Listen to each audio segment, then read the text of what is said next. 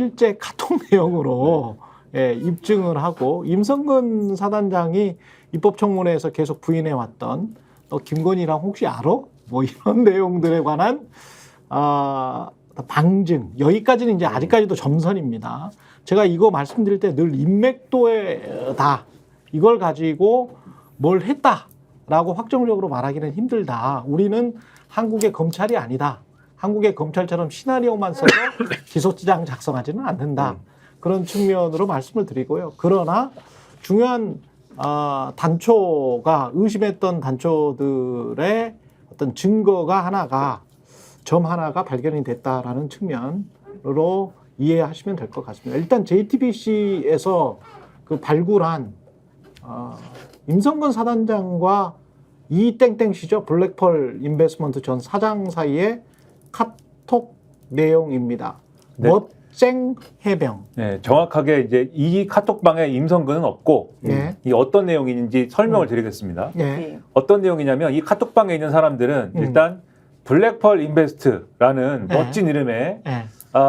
자산운용사 같지만 뭔지 무허가 등록업체인 예. 무등록업체인 자산운용사 맞고요. 네. 검은 진주잖아요. 네, 그래서 사모펀드는 허가 이런 거 받을 필요가 없어 어차피. 그렇습니까? 네. 근데 뭔가 이명박 네. 이후에 이게 다 풀렸잖아요. 네. 네. 캐리비안의 해적을 연상시키는 네. 블랙펄 인베스트의 검은 진주. 네. 검은 진주 투자. 네. 이모 씨입니다. 예. 이모 씨인데 지난번에 입법청문회에서는 실명이 나왔습니다만은 예. 이모 씨인데 우리는 또 이제 소송 당할까 봐. 아니 뭐 그 사람들은 국회의원들이니까. 이 보도에는 이모 씨라고 돼 있어요 일단 이 JTBC 보도에는 예. 이모 씨인데 이 이모 씨에 대해서 잠깐 부연 설명드리면은 도이치모터스 주가 조작 사건 2차 사건에서 컨트롤 타워다 핵심 세력입니다. 1심에서 이렇게 판단이 됐고 김건희가 계좌를 맡긴 사람입니다. 그렇죠. 김건희 여사의 계좌를 관리했던 사람이고 그다음에 블랙펄 인베스트에서 뭐가 나왔느냐 김건희 엑셀 파일이 나온 그 것이다. 김건희 엑셀 파일 그 사무실입니다. 그렇죠. 그 이모 씨가 네. 이 카톡방에 첫째로 있고 두 번째로 이 보도에는 이렇게 설명이 되어 있어요. 전직 청와대 경호처소에 있었던 A 씨, 전직 청와대 경호처 출신의 A 씨가 있고, 그분도 누군지 제가 압니다. 네, 그 다음에 경찰 출신인 B 씨가 있습니다. 그렇습니다. 그리고 변호사 C 씨, 예. 요렇게 들어있는 카톡방입니다. 그러면은 A, B, C하고 이모 씨가 있는 거죠. 이렇게 4명 있는 카톡방인데 근데 5개로 지금 돼 있네요. 잠깐만요. 다시 한번 보여주세요. 다시 한번 보여주세요. 네. 멋쟁 해병 해가지고 5가 돼 있으니까 5명이잖아. 한 명 더 있네. 한 명이 더 있다. 예. 근데 그 한 명 이름은 이 예. 보도에는 안 나옵니다. 예. 일단 이 4명의 이름이 보도에 나오는데 이 보도에서 A 모 씨가 청와대 출신, 청와대 경호처 출신이라고 하는 A 모 씨가 이렇게 제안을 해요. 포항의 해병대 1사단에 가가지고 우리가 골프를 치자. 그리고 이 골프를 치면서 점심을 먹고 임성근 1사단장님을 만나가지고 점심도 먹고 뭐 얘기도 하고 이렇게 합시다. 예. 그래서 지금 보시면은 뭐 일정을 이렇게 쭉 얘기를 하잖아요. 그렇죠. 일정을 이렇게 짠 거를 공유를 막 합니다. 1박 2일로 네. 1사단장을 방문하고 골프를 2번 치는 그런 모임인 것 같습니다. 그렇죠. 예. 이 얘기에 대해서 이 블랙펄 이모 씨가 예. 뭐 그러냐. 검은 진주 이모 씨 이렇게 네. 보면 좋네. 라디오. 네. 검은 진주 이모 씨. 네. 예, 그러냐. 좋습니다. 예. 그러냐. 5라고 했잖아. 5. 네. 5.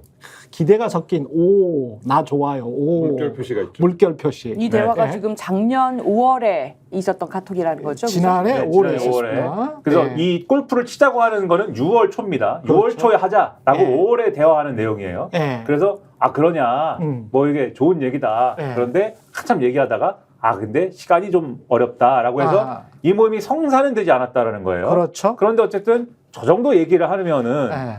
뭐 알지 않았겠냐 서로 임성근 사단장하고 이들은 이 멋쟁 해병들은 네. 아는 사이인 거 아니냐라는 의심을 가지는 가운데 네. 그러면 기자가 물어볼 거 아닙니까? 이모 씨한테 요 블랙펄 이모 씨한테 혹시 임성근이라고 아세요? 물어봤는데 이모 씨는 뭐라고 답을 했느냐? 그건 제가 답하기는 곤란하네요. 이렇게 얘기를 했다. 기자가 그렇게 물어보니까 그렇죠. 기자가 블랙 진주? 검은 진주 이모 씨. 검은 진주 이모 씨에게 그렇게 물어보니까 제가 그건 답하기는 어렵다. 그럼 안다는 이야기네. 그죠? 부정한 건 아니죠. 예. 네. 이거는 정말 흥미진진하네요. 네. 예, 만약에 이 모든 어떤 추측이나 추정이 사실이면 주가 조작 세력이 김건희에게 로비를 해서 김건희가 윤석열 대통령에게 이야기를 하고 윤석열 대통령이 경로에서 임성근 사단장을 뺀 것 아니냐. 이건 정말 원시적인 의혹을 제기를 하는 겁니다. 네. 다만 인맥도로 보면 그런 이제 상상이 가능하다. 네, 그런 말씀을.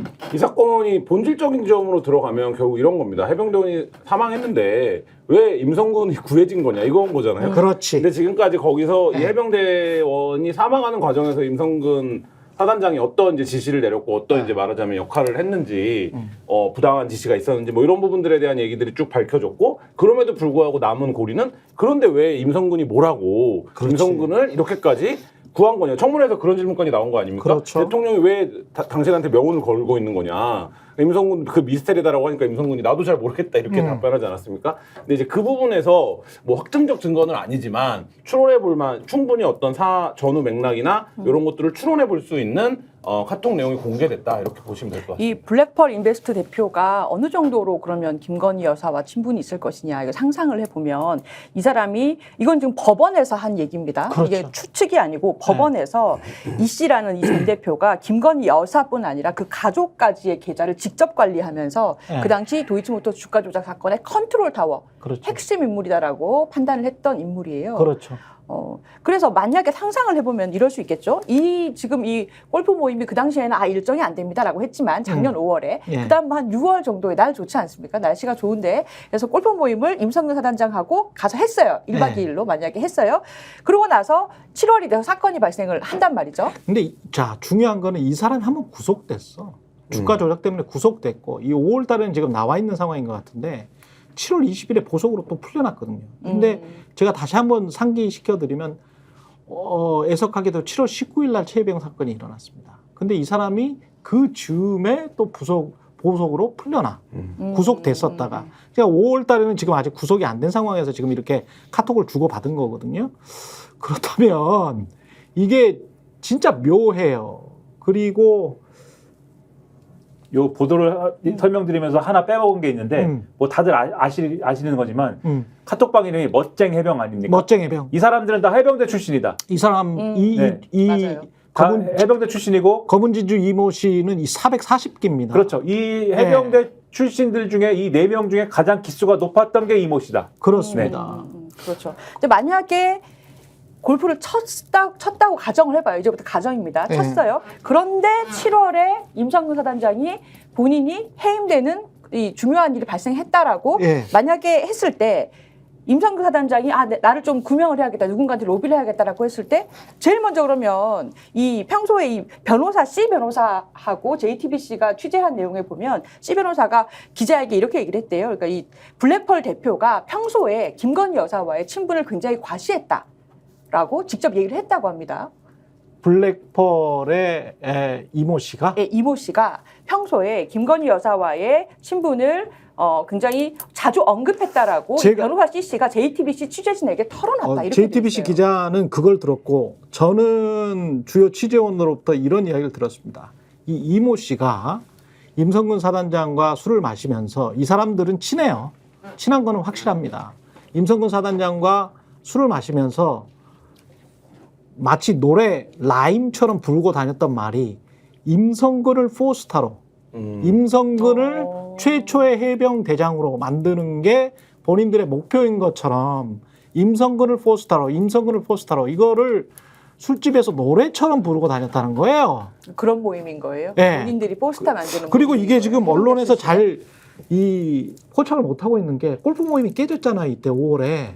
근데 이 검은진주 이모 씨가 가지 못해서 깨진 거잖아요. 이거는 무엇을 의미하는지 압니까? 이 사람이 핵심이다. 이 사람이 쩐주다. 보통의 골프 모임은 그렇습니다. 그러니까 쩐주가 아니면 다른 사람들끼리 가서 치면 되지. 지금 5명이나 되잖아요. 5명이나 되고 4명씩 골프를 치지 않습니까? 그러면은 2팀을 만들어서 뭐 한 3명 돈 날지. 뭐 그러면 한 명이 빠지면 4명 그냥 치면 되거든. 이번에 너 뭐다? 아이고 그러면은 우리끼리 칠게. 그래 빨리빨리 이렇게 하면 됩니다. 각자가 돈을 냈다면. 근데 이 사람이 쩐주가 아니라면 이 사람이 저는 상식적으로 납득이 안 돼. 골프를 치고 이런 모임을 가지고 있는 사람으로서 아니 한 사람이 5명인데 한 사람이 빠지면 4명이면 또 2팀 안 만들어서 좋지. 그냥 각자 돈 낼 거면 아무 상관없잖아. 근데 이 사람 쩐주니까 그러는 거예요. 이 사람이 쩐주니까 골프 모임이 깨져버리는 거야. 그럼 이 사람은 쩐주 역할을 왜 해왔을까요? 본인이 한 명은 경찰, 한 명은 변호사, 그렇지. 한 명은 사단장을 관리하는 자산운용사의 관리해왔던 거네요. 대표가 청와대에 있었던 경호처 출신. 그다음에 한 명은 변호사. 그리고 한 명은 자산운용사 대표.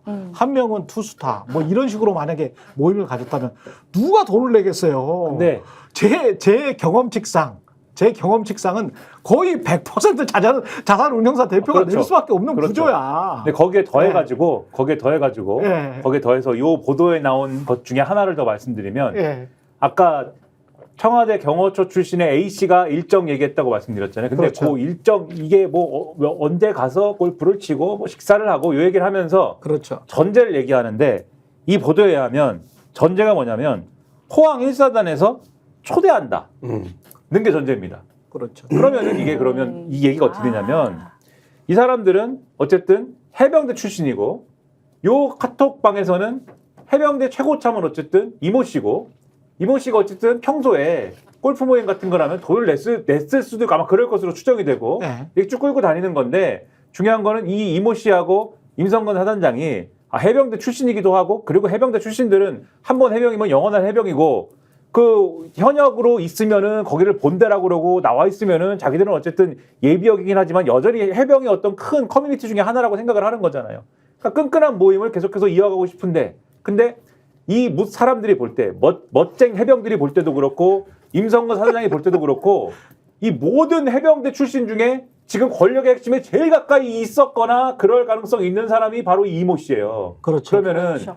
안 그래도 끈끈한데 평소에 끈끈한데 아이 뭐 주기적으로 좀 뵙기도 하고 골프도 치고 이래야 되는 필요성을 다들 느낄 거 아닙니까? 근데 여기서 포항 1사단에서 초대한다고 그랬잖아요. 제가 볼 때는 요 대목에서는 임성근 1사단장이 그러면은 평소에도 이 이모 씨가 김건희 여사와 가까운 분일 수 있다라는 판단을 하기 때문에 멋쟁이 해병이고 평소에 친하니까 뭐 친해진 이유도 그런 거일 수도 있겠지만 어쨌든 그러니까 이번에도 이때도 그래서 아마 오셔가지고 골프 한번 치시고 식사하시죠. 이렇게 접근했을 가능성이 큰 거다. 그러니까 요 이모하고 이모 씨하고 임성근 사단장이 만나는 게 요게 메이드가 되지 않으면 이 모임은 의미가 없는 거죠. 그러니까. 의미가 없습니다. 그리고 제가 아까 말씀드린 것처럼 계속 임성근을 포스터로 이야기를 했었던 그런 모임이에요. 그리고 검은진주 이모 씨는 거기에 주창자 중에 한 명입니다. 그러면서 이제 해병대의 그 어떤 끈끈한 인연을 가져갔었던 사람이거든요. 생각을 해보면 이렇습니다. 임성근 사단장도 이렇게 빨리 로비가 통용되리라고는 생각을 못했을 수도 있어요. 그럴 수도 있어요. 생각을 지금 못했을 수도 뭐 있습니다. 몇 가지 기자로서 그냥 드는 생각인데 카톡이 저거밖에 없을까 이런 생각은 또 카톡은 들어요. 엄청 예, 많겠지. 많죠. 그러니까 후속 보도가 있을 것 같다는 예. 생각이 들고 그럼 저희만 뭐 저런 얘기만 했을까 예. 뭐 이런 생각도 들고 변호사가 아까 굳이 네, 제가 끊어서 죄송하지만 아까 저 카톡방에 5명 있다고 그러지 않았습니까? 그렇죠. 그러면은 지금 4명 얘기했잖아요. 그렇죠. 한 명이 제보자겠죠 그러면. 그렇죠. 그 제보자가 그러면은 계속 제공해 줄 수 있겠죠 그러면 언론에. 근데 이게 누굴까? 그거는 제가 이제 알 것 같은데 이 기자분들 정말. 왜냐하면 직업 윤리상 못하는 제보가 있어요. 그런 것들이 있기 때문에 어디까지 나올지는 모르겠습니다. 어디까지 나올지는 모르겠고 저는 이 상황 자체가 이제 그냥 바로 질문을 할 수밖에 없어요. 너 김건희한테 로비했니? 7월 28일 날에 알게 되거든요. 7월 28일 날에 김기현 사령관이 보고를 받고 그리고 포항까지 가가지고 임성근에게 이야기를 해줘요. 너 아마 보직 해임될 것 같아. 그리고 7월 28일 오후부터 로비를 시작했다면 그게 7월 31일 날 바로 먹혀버린 거잖아요. 그리고 7월 30일 휴가 처리가 되는 것부터 먹혔다고 봐야 되겠지. 갑자기 휴가 처리가 되면서 원래 대기 발령이었는데 이게 휴가 처리가 되면서 먹혔다는 거를 인식을 한 거지. 한 이틀 상간, 2.5일 상간에 모든 게 다 달라지게 된 겁니다. 그러니까 임성근 사단장으로서는 정말 이 정도로 셌어? 이 정도로 급백이 세? 이렇게 이게 국가가 이렇게 돌아가는가? 이렇게 군인으로서 의아하게 생각했었을 수도 있어. 그러면 이게 진짜였을 네. 수도 있겠네요. 그러니까 청문회에서 임성근 사단장한테 정청래 법사위원장이 그랬잖아요. 지금 이렇게까지 될 이유가 없는데 정말 국민적 미스테리예요.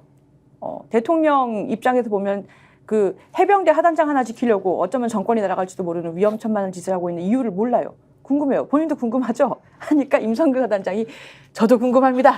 이렇게 얘기를 했는데요. 그 진심이었나 보죠. 진심이 조금 내가 들어가 전화 있어. 한 통 했다고 네. 이모 씨한테 전화 한 통 했다고 이렇게까지 됐다고? 근데 이게 김건희 씨와 관련해서 이 기이한 것들 있지 않습니까? 관저공사 할 때도 이건 보도가 이미 된 거니까. 히림 같은 경우는 코바나랑 원래 관련이 좀 있었고요. 네. 근데 히림 종합건축, 물론 이제 히림 종합건축 같은 경우는 국내 유명 건축사기 때문에 뭐 관저공사 그렇게 할 수 있다라고도 보는데 하여간 그런 식으로 됐고, 그 다음에 그 한남동에 지금 제가 말씀드리는 건 용산 대통령실을 말씀드리는 거고, 한남동에 관저할 때는 조그마한 인테리어 업체가 했잖아요. 조그마한 인테리어 업체가 종합건설업도 없는데 그냥 했단 말이죠. 이거는 김건희 여사가 개입한 거 아닌가 뭐 이런 것들이 나오는데 그것도 수의계약 아니었습니까? 수의계약이었죠. 지금 나온 언론에 이미 보도된 통화 내용 중에 네. 한 건만 규명하면 사실 됩니다. 그러니까 제일 작게 말하면 그 수의계약도? 아니 그 수의계약이 아니라 그 이건 관련해서 이건 관련해서? 02800으로 전화가 왔었다는 거잖아요. 이종섭 네. 국방장관이 청문회에서 물어봤습니다. 대통령이 직접 전화한 거냐? 음. 답변할 수 없다고 했습니다. 근데 그 이전 보도들을 찾아보면 뭐가 나오냐면 5층에 그게 이제 5층에서 썼던 번호인데 지금은 없어졌다는 거잖아요. 그 그렇죠. 번호가. 그렇죠. 그 5층에 뭐가 들어온다라고 얘기가 됐었냐면 수의계약 얘기하니까 생각나는데 용산에 들어갈 때 김건희 여사의 활동을 위한 접견실을 만든다고 했습니다. 그 얘기는 뭐냐면 거의 소집무실이라고도 부른다고 해요. 그러니까 대통령 집무실 5층에 있지는 않은데 대통령 일을 보는. 그러면 사실 그 5층 공간이 누가 쓰는 공간이었냐. 그 번호는 이제 5층이었다고 지금 언론 보도들에 의하면 확인이 되는 거니까. 네. 그러면 이종섭 장관한테 회수된 날 통화가 이루어진 거잖아요. 회수된 날 뭐 그 전화의 내용이 뭐였는지도 중요하겠죠. 근데 물론 이거는 용산에 있는 그 유선 전화고 그러니까 이제 말하자면 녹음이 되어 있거나 이러진 않을 텐데 그렇지. 그러면 결국엔 그게 뭐 회수를 잘했다 이런 격려성이었는지 그럼 대통령이었는지 아니면 처리가 잘 되었다라는 뭐 이런 보고였는지 하여튼 그 전화를 누가 한 거냐. 회수를 잘했다는 단계가 아니고 그때는 7월 31일 경로잖아요. 네. 아니 그 이후의 전화죠. 통화가. 아니 7월 그 02800은 네. 7월 31일이지. 아닙니다. 그 전화가 7월 31일 전화가 아니라 그 대통령이 통화한 거는 세 차례잖아요. 그렇죠. 그 세 차례 통화 말고 국방부 장관한테는 개인 폰으로 한 것이고, 네. 네, 02800의 168초 통화라고 얘기하는 거. 그건 7월 말에 전화. 그 부분의 통화가 네. 누구랑 한 것이냐. 그렇죠. 그거는 네. 맞네. 네. 그것만 네. 규명이 되면 사실 이종섭 장관이 이게 이제 우리가 계속 갖는 근본적인 의문, 왜 임성근을 그렇게 구한 것이냐, 누구의 힘이 작동한 것이냐를 규명하는 데는 사실 그게 가장 결정적인 지금 이제 통화 기록 중에서는 지금까지 이후 카톡방까지 공개된 이후에는 단서가 되겠죠. 그러니까 지금 말씀드리는 거는 저희가 그냥 추정을 하는 거예요. 네. 지금까지 나온 인맥도를 가지고 추정을 하는 거고, 왜 거기서 네가 나와? 이런 거예요. 왜 거기서 블랙펄 검은 진주의 이모 씨가 나오지? 그리고 그러면 김건희 여사랑 관련 있네? 이렇게 되는 거죠. 그리고 근데 때마침 5층이야? 근데 거기도 사실은 여기서 이제 사건이 굉장히 이상한 대로 튀는 건데 블랙펄 이모 씨가 나왔다고 해서 예. 그게 또 김건희 여사랑 반드시 연결되는 거냐? 그게 그 고려가 원래 필요하죠. 원래 정상적인 상황에서는 그게 사실은 의무의식이 돼야 돼요. 그렇죠. 왜냐하면은 네. 이 사람은 어쨌든 이 도이치모터스 주가 조작 사건에 관련돼서 예를 들면 시세 조정을 했다든지 김건희 여사 계좌를 관리했다든지 이런 걸 한 사람이지. 그렇죠.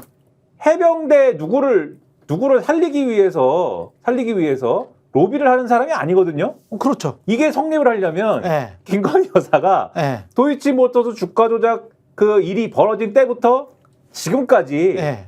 블랙펄 인베스트하고 무슨 거래를 하거나 이모하고의 무슨 관계를 가져온다는 얘기가 돼야 돼요. 그게 전제가 돼야 뭐 로비를 하든지 뭘 하든지 할 거 아닙니까? 근데 그렇게 이야기를 하니까 또 떠오르는 게 그러면 대통령이 또 거짓말한 게 다시 떠오르네.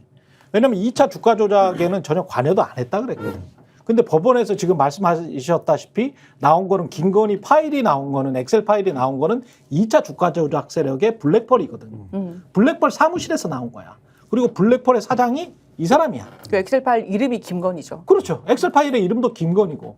그렇기 때문에 대통령은 야 우리는 2차 주가 조작 1차에서 다 뺐어. 그다음부터는 다 털었어. 근데 그거는 거짓말이었거든. 그러니까 명백하게 거짓말이었어요. 그리고 2차 주가 조작과 연계가 있어. 근데 우리가 지금 대선 때 생각을 해보면 골드만삭스의 이모 씨만 생각을 한단 말이야. 진짜 선수라는 사람. 주가 조작을 한다는 골드만삭스의 이모 씨. 그거는 1차 주가 조작 때 들어간 사람이잖아요. 근데 2차의 핵심은 이름이 같네. 근데 다른 사람입니다. 이 사람은 골드만삭스 출신이 아닙니다. 이 사람은 검은 진주란 말이지. 그러니까 지금 그래서 동해 석유도 이야기했나? 제7강국 검은 진주? 블랙. 그래서 여기 이렇게 되면은 그래서 이 부분에 대해서 그러면 생각을 안 할 수가 없는 게 제가 임성근 사단장이면 저도 놀래요. 왜냐면은 나하고 이모 블랙펄 이모 씨는 분명히 멋쟁 해병 그 커넥션이 있기 때문에 이건 얘기가 돼요. 그래서 내 생각에는 이게 어쨌든 이 사람이 블랙펄 인베스트라고 그래가지고 김건희 여사랑 통한다는데 과연 그럴지 모르지만 한번 그래도 걸어볼 가치가 있어. 요 정도 판단, 제가 만약에 임성근 사단장이면 요 정도 얘기를 해서 아마 살려주세요 내지는 뭔가를 했을 것 같은데 이게 근데 이거 도이치모터스 주가 조작이라는 거는 어쨌든 과거의 일인 것이고 지금보다는 어쨌든 과거의 일인 것이고 이게 그리고 윤석열 대통령과 김건희 여사의 주장은 관여를 안 했다는 거지 않습니까? 그러면 김민아 이성근 입장에서는 될지 안 될지 모르는 거잖아요. 나의 구명 로비 시도가.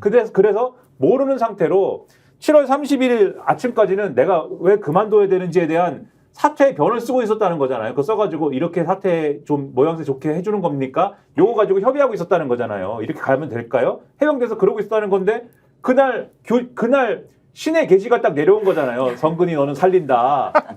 나도 놀랐을 거예요. 이게 되는구나. 근데 말씀하신 것처럼 그 며칠 새에 그게 짜르륵 됐다라는 거는 그리고 대통령이 명확하게 이 자리에서도 몇 번 말씀드렸습니다마는 대통령이 명확하게 그 이전부터 임성근이라는 사람은 인사 조치하면 안 돼라는 게 머릿속에 입력이 돼 있었다는 상태라면 역으로 얘기하면 이 블랙펄 이모 씨하고 김건희 여사는 요 시나리오대로라면은 평소에도 밀접한 관계를 뭔가 갖고 있었다라고 추론할 수밖에 없는 거예요. 지금 상황은.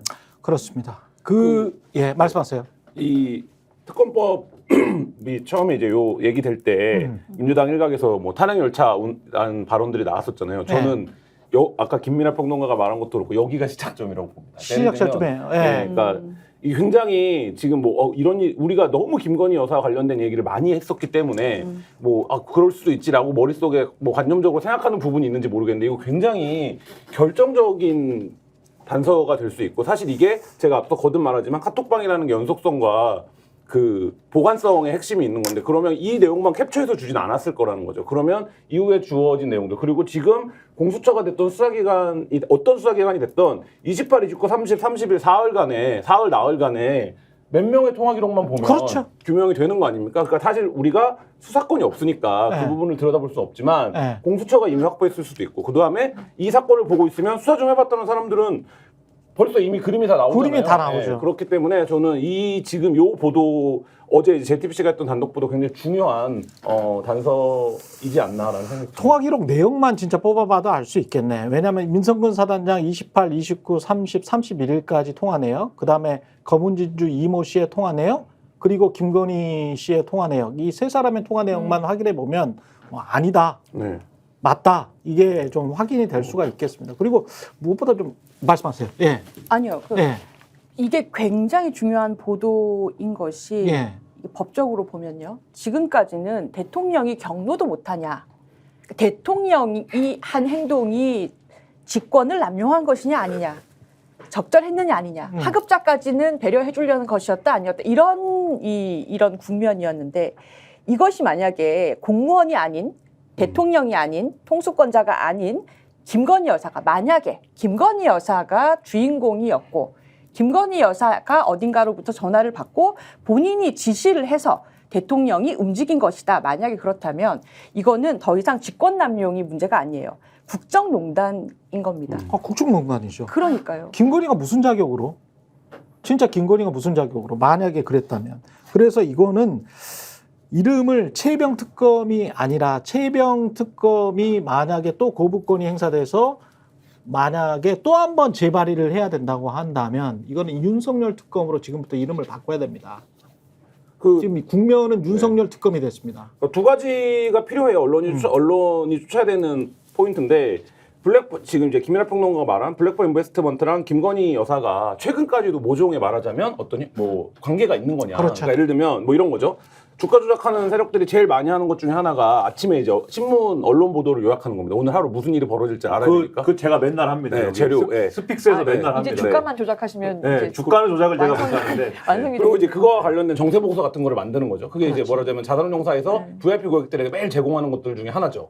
근데 이제 뭐 그런 작업들을 하는 거에 전문가로 알려져 있는데, 그 누가? 집단이 그 블랙포 인베스트먼트가 검은진주가? 예. 근데 그러면 이제 뭐 그런 모종의 관계들이 있는 거냐, 뭐 이런 부분들, 그러니까 그 김건희 여사랑 어떤 관계냐. 근데 여의도에서 그 퍼졌던 수많은 루머 중에 하나가 계속 그런 보고서를 김건희 여사가 받고 있다. 그리고 그게 국정에 개입이 되고 그게 영향을 미치는 어떤 흔적이 있다라는 그런 주장들은 네, 분명히 만약에 있었어요. 그게 사실이라면 네. 그런 썰이 뭐 여의도 여럿 있었는데, 그러면 이제 국정농단인 거죠. 예를 들면 권한이 없는 사람이 뭐 어떤 것들에 대해서 조언을 한다든지 보고를 받는다든지 아니면 지시를 내렸다든지 하면 이제 그 포인트가 하나 있는 거고, 또 하나는 앞서 말씀드렸듯이 지금 이 카톡이 보여주는 건 임성근, 어찌됐던 이유로 임성근 사단장이 살아났는데 7월 31일 날, 7월 28일 날 죽었었는데 31일 날 살아났는데, 그럼 28일에서 30일 사이에 임성근 사단장이 어디에 자기의 억울함을 호소하기도 했을 거고, 내가 이렇게 가야 되냐고도 말을 했을 거고, 이게 내 책임이냐고도 말을 했을 거고, 뭐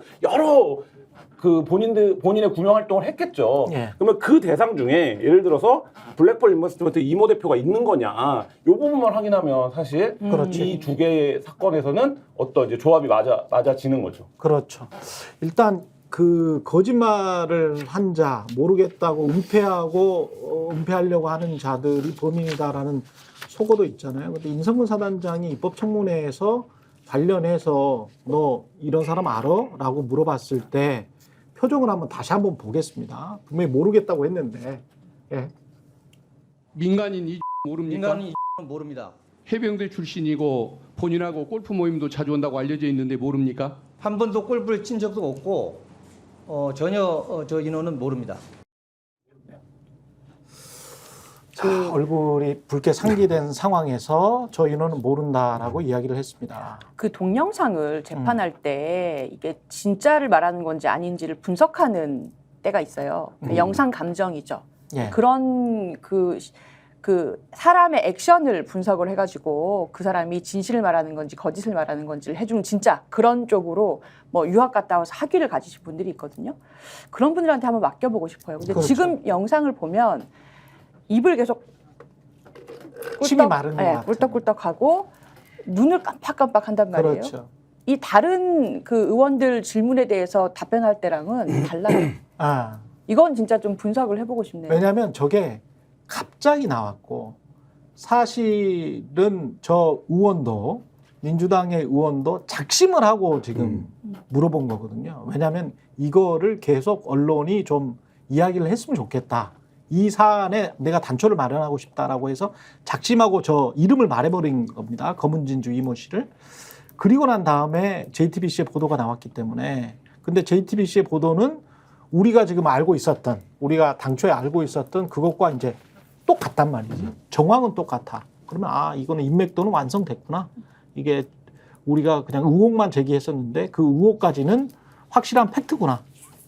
그러면 그 다음에 좀 더 구체적인 어떤 행위만 발견하면 좋을 것 같은데, 그게 쭉 이렇게 정리되는 대로 보면 통화기록 내역이네요. 통화기록 내역 정도만 나와도 구체적으로 어떤 내용이 안 나와도 네. 그 다음 단계로 진척될 수 있을 것 같습니다. 공수처가 갖고 있을까요? 안 갖고 있을까요? 아니 공수처가 어지간한 거는 다 가지고 있다고 네. 본인들이 이야기하지 않았어요? 그렇게 봐야죠. 왜냐하면 이게 네. 적극적으로 뭔가를 은폐하거나 어디까지 뭐를 뭐 방어선을 쳐놔야 되는지가 없는 상태에서 수사가 시작됐고 날짜 범위가 굉장히 좁아요. 날짜 범위가 굉장히 좁기 때문에 사실 이제 지금 통화 기록 같은 것들, 그러니까 뭐 서초동에서 농담으로 이거 2주면 입고 되겠는데라고 얘기들 하거든요. 그러니까 네. 사실 그 정도로 빌드업이 되어 있는 거고, 이 정도 통화 기록이 나오면요, 언론도 어떤 작업을 할 수 있냐면 이 사람이 어디서 어디로 움직였는지, 누구의 전화를 받고 누구의 전화했는지를 동선을 그릴 수 있습니다. 저희도 그런 보도를 해봤었는데, 그렇죠. 사실 이 정도 통화 기록이 나오면 사실상